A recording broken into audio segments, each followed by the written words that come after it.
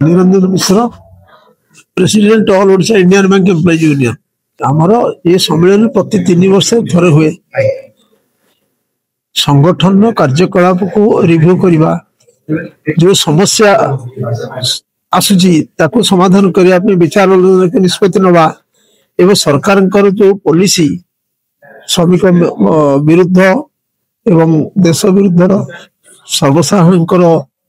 अहितकारी जो प्रकार पॉलिसी ग्रहण करा विरोध करवा संघ द्वारा ऐक्य संग्राम गढ़ी तोड़ा समस्त वर्किंग क्लास एकाठी चलवा ये निष्पत्ति आम नवाक जाऊँ सब सर्वसर्वदा देशर गरीब खटिखिया मजदूरी लड़े कर तो बैंक को जातीयकरण करने प्रमुख भूमिका ग्रहण कर बर्तमान सरकार से बैंक को पुणी घरोकरण करने चेष्टा कर विरोध करुँ सरकार को अनुरोध करुँ निवृत्त रुहतु एवं कर्मचारी मान निजुक्ति जो ह्रास पाई प्रॉपर निजुक्ति दि जाऊ कंप्यूटर मेकानिजम ना जो श्रमिक अपसारण करा कमे दिया विरोध करुँ उपयुक्त संख्यक कर्मचारी नियुक्ति करा बैंक सुचारू रूप चला जाऊ ग्राहक मान को समस्त प्रकार सुविधा और सर्विस दि जाए। मो ना संग्राम केसरी मिश्र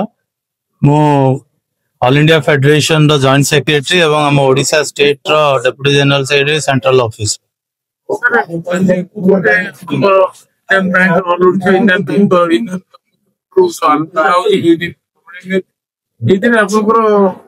कौन रही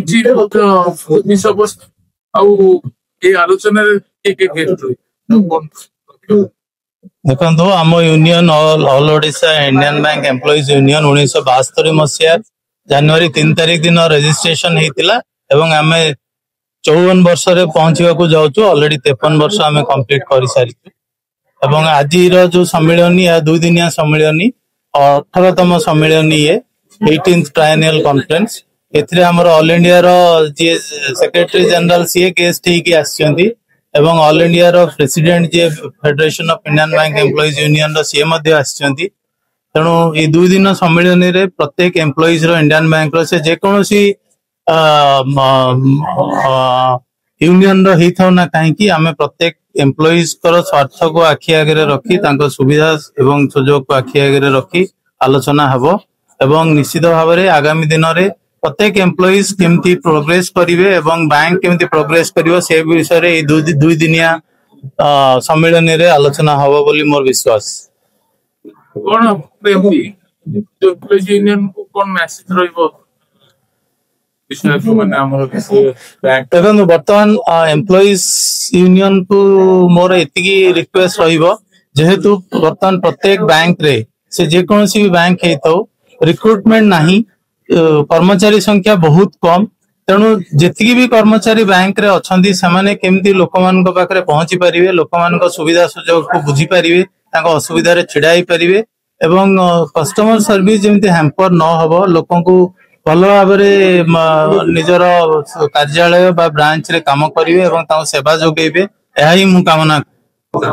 मु Rajanikant Panda organising secretary all Odisha Indian bank employee union कौन कहले आज जोटा अपन रे आलोचना तो होछ जो कॉन्फ्रेंस होछ सेते के कोन आउ एक्चुअली हमर जो त्रैवार्षिक सम्मेलन एटा 3 वर्ष थरे हुए हमर लास्ट कॉन्फ्रेंस जोटा हेतिला सेटा 2022 रे हेतिला आ आज रो सम्मेलन रे हमर ऑल इंडिया रो सेक्रेटरी जनरल ई organisation sir all India president comrade Deepak Sharma sir आसीचंती ये जो सम्मेलन मुख्य है आम जो वर्कर यूनियन आम जो आमर जो एम्प्लॉय यूनियन आमर भारत जो बैंक रे घरोकरण है आज जो भाया चली आज गवर्नमेंट रो जो भाया लेबर कोड भी आमेंड कराऊँगी तो आम चाहूँ जो घरोकरण न हो बैंक रो जो नेशनलाइजेशन जो इंदिरा गांधी टाइम रे हेतिला सेटा जो बैंक एम्प्लॉय जी साहाय्य जी माने सुविधा सुजोग मिलता जदि आज प्राइवेट हो बैंक ताले सेटा मिलिबो नाही तेणु आमर ये एम्प्लॉय यूनियन मुख्य है जे घरोकरण बैंक को बंचेबा एवं आजिकल कौन होची ना बैंक रे लोक रिक्रुटमेंट कमी जाउची तेणु एम्प्लॉय स्ट्रेंथ कमी कमी रहा द्वारा वर्क प्रेशर बढ़ी बढ़ी चली तेणु आज आम सम्मिलन में आम मुख्य दाबी रे आम रिक्रुटमेंट हो आम एम्प्लॉय मान सुविधा सुजोग जमी सब मिलू तेणु आज आम यही विषय चर्चा हो 2 दिन सम्मिलन आज आम इनागुराल सेशन चली काली आमर इन हाउस सेशन जो आम एम्प्लॉय मान सेशन काली रही बैंक प्रोब्लेम बैंक एम्प्लॉय मान प्रोब्लेम विषय विस्तृत आलोचना काली हम।